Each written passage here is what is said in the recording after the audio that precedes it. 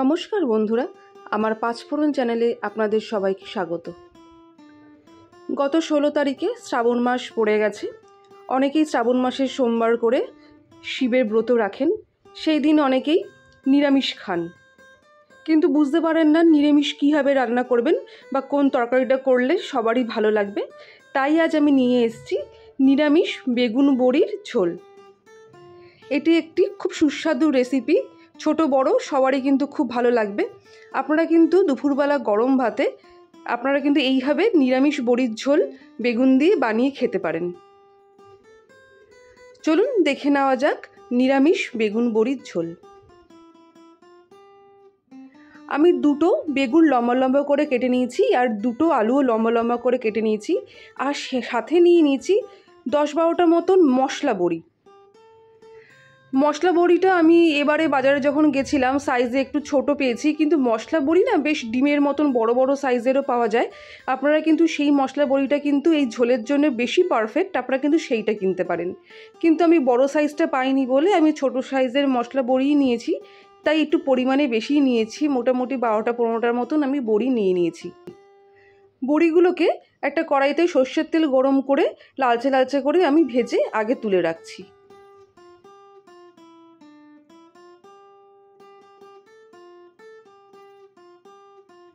খুব বেশি হাই ফ্লেমে গ্যাস দেবেন না, বড়িগুলো পুড়ে উঠবে। মিডিয়াম টু লো ফ্লেমে রেখেই গ্যাসটাকে বড়িগুলোকে কিন্তু লালচে লালচে করে ভেজে আগে থেকে তুলে রাখবেন।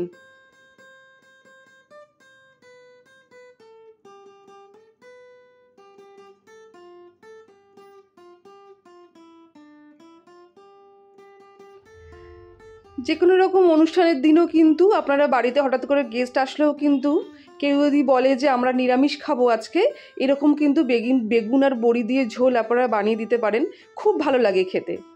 এবার বড়িগুলো তোলার পর যে তেলটা আমার রয়েছে সেখানে আমি বেগুনগুলো দিয়ে দিচ্ছি ভেজে নেওয়ার জন্যে।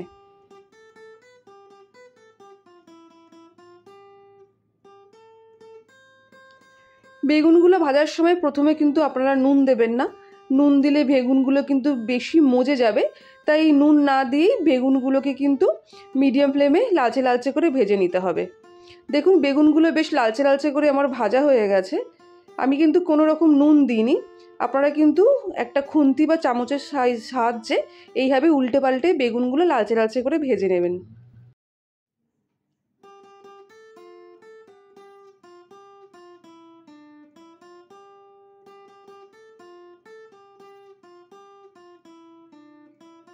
বেগুনগুলো ভাজা হয়ে যাওয়ায় আমি একটা ঝাঁঝরির সাহায্যে বেগুনগুলো তেল ছেঁকে ভালো করে আমি তুলে রাখছি।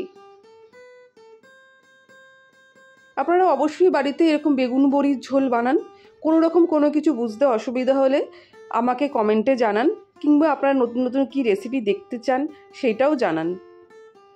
আমি ভিডিও করার সঙ্গে সঙ্গে আমি ডেসক্রিপশন বক্সে কিন্তু আমি যা যা উপকরণ লাগে আমি সব দিয়ে দিই, আপনারা কিন্তু ডেসক্রিপশন বক্সটাও ফলো করতে পারেন। আমার বেগুনগুলো আমার তোলা হয়ে গেছে ভেজে। এরপর আমি সেই তেলের মধ্যে কিন্তু যে লম্বা লম্বা করে আলু কেটে রেখেছিলাম সেই আলুগুলোও আমি ভেজে নেব।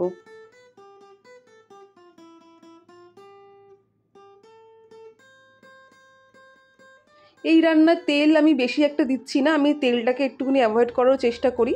যে রান্নায় একটু তেল বেশি না দিলে নয় তাতেই আমি দিই। এই রান্নায় আমরা খুব বেশি আমি তেল দিয়ে করছি না, অল্প তেলেই আমি আলুগুলো ভেজে নিচ্ছি। আপনারা লক্ষ্য করবেন আমি কিন্তু আলুগুলো ভাজার সময় কোনো রকম নুন দিইনি এবং হলুদও দিইনি। আমি আলুগুলোকেও লাল লাল করে ভেজে তুলে রাখলাম।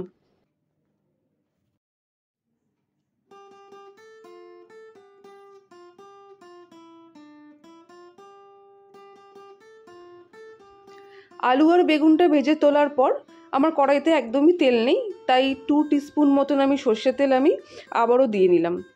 এরপর তেল গরম হওয়াতে আমি 1/2 টিস্পুন মতন হিং ফোড়ন দিয়ে দিলাম।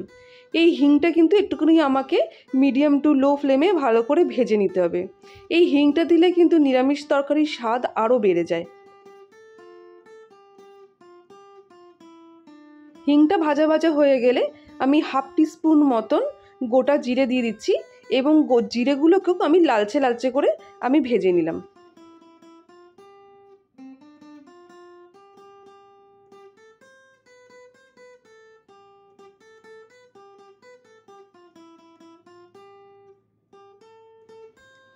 জিরেগুলো ভাজা হয়ে গেলে আমি একটা পাত্রে আমি আলাদা করে আমি একটু আদা আর কাঁচা লঙ্কা বেটে রেখেছিলাম, সেই আদা কাঁচা লঙ্কা বাটাটা আমি কিন্তু এর মধ্যে দিয়ে দিচ্ছি। আদা কাঁচা লঙ্কার সঙ্গে একটু আমি হাফ মতন আমি টমেটো বাটাও দিয়েছিলাম, সেই হাফ টমেটো বাটাটাও আদা কাঁচা লঙ্কার সঙ্গে বেটে আমি এই তেলের মধ্যে দিয়ে ভালো করে কষিয়ে নেব। মশলাটা আমি কষাতে কষাতে অন্য একটা জায়গায় আমি কিছু গুঁড়ো মশলা নিয়ে নিচ্ছি। হলুদ নিলাম, নুন নিলাম,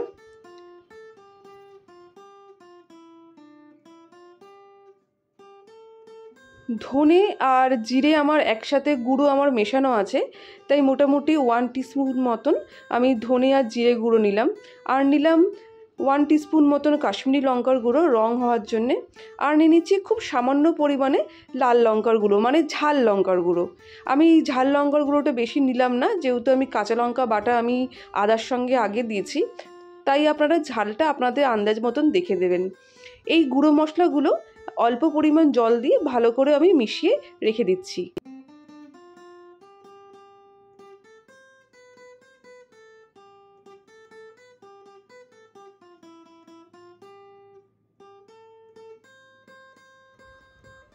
আমার আদা টমেটো কাঁচা লঙ্কার পেস্টটা ভালো করে কড়াইতে কষানো হয়ে গেছে। এরপর আমি যে গুঁড়ো মশলাগুলো আমি জল দিয়ে গুলে রেখেছিলাম সেগুলোও আমি কড়াইয়ের মধ্যে আমি দিয়ে দিলাম। আমি আপনাদের কাছে ক্ষমা চেয়ে নিচ্ছি, কেননা আমি যে আদা টমেটো কাঁচা লঙ্কার পেস্টটা আমি করেছিলাম সেটা আপনাদেরকে ভিডিওতে আমি দেখাতে পারিনি, তো সেই জন্যে আমি মুখেই বলে দিলাম, তো সেই জন্যে আমি অগ্রিম আমি ক্ষমা চেয়ে নিচ্ছি। যাই হোক, আমি এরপর আমি দিয়ে দিচ্ছি সামান্য পরিমাণ চিনি। চিনিটা দিয়ে দিলাম নিরামিষ তরকারি, এতে টমেটোও আছে তাই যাতে টেস্টটা ব্যালেন্স হয়। এবার সব মশলা মিডিয়াম টু লো আছে খুব ভালো করে কষিয়ে নিতে হবে।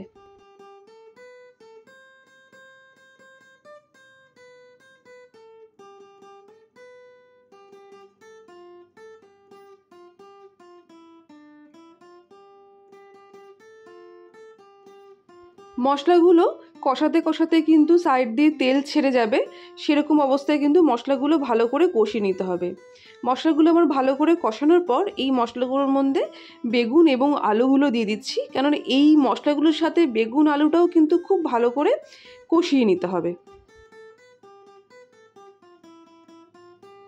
আপনারা কিন্তু নুন ঝালটা নিজেদের টেস্ট মতন আপনারা দেখে দেবেন, কেউ যদি ঝাল বেশি খান আপনারা সেই অনুযায়ী ঝাল দেবেন। আমি খুব একটা ঝাল দিইনি, কেননা আমি খুব একটা ঝাল খেতে পারি না, এবং বাড়ির লোকেরাও খেতে পারে না। আপনারা কিন্তু আপনাদের আন্দাজ মতন ঝালটা দেবেন। দেখতে পাচ্ছেন মশলার সাথে বেগুন আলুটা কিন্তু খুব ভালোভাবে কষে বেশ কষা কষা একটা কালার চলে এসছে, কালারটাও কিন্তু খুব ভালো লালচে লালচে এসছে। আপনারা কিন্তু এরকমভাবেই কষিয়ে নেবেন। এরপর আমি অন্য একটা পাত্রে আমি গরম জল করে রেখেছিলাম। আমি আগেও বলেছি আমি রান্নাতে গরম জল দেওয়াটাই পছন্দ করি, এতে টেস্টটা বেশি ভালো থাকে। আমি তাই মোটামুটি 1 গ্লাস মতন আমি গরম জল দিয়ে দিলাম, কেননা আলু বেগুনটাই শুধু আমার সেদ্ধ হওয়ার আছে, আর সেদ্ধ হতে আমার বেশিক্ষণ লাগবে না, যেহেতু এগুলো আমার আগে থেকেই ভাজা রয়েছে। তাই সেই আন্দাজ মতনই আমি জল দিয়ে নিলাম।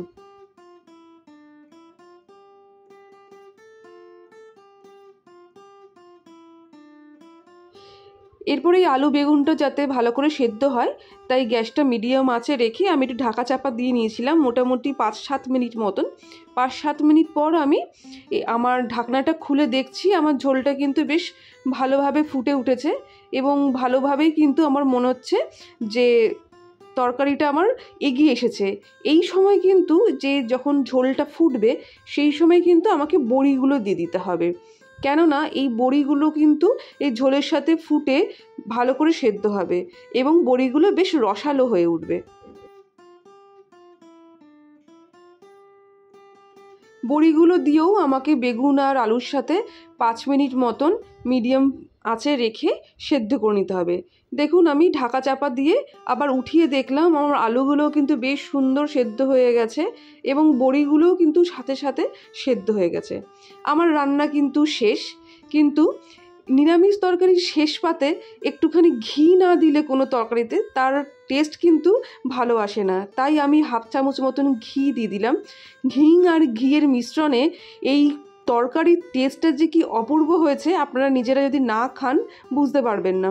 আপনারা একবার এইভাবে বানান, অবশ্যই বানাবেন কিন্তু, এবং আপনাদের কে কীরকমভাবে বানাচ্ছেন, কীরকম লাগলো আমাকে কিন্তু অবশ্যই জানাবেন। আপনাদের কমেন্টের আমি অপেক্ষায় থাকব। আমার সঙ্গে থাকার জন্য আপনাদের সবাইকে অনেক ধন্যবাদ। আপনারা নতুন নতুন রেসিপি পেতে চাইলে অবশ্যই আমাকে সাবস্ক্রাইব করবেন, আমার ভিডিওটি শেয়ার করবেন। ধন্যবাদ।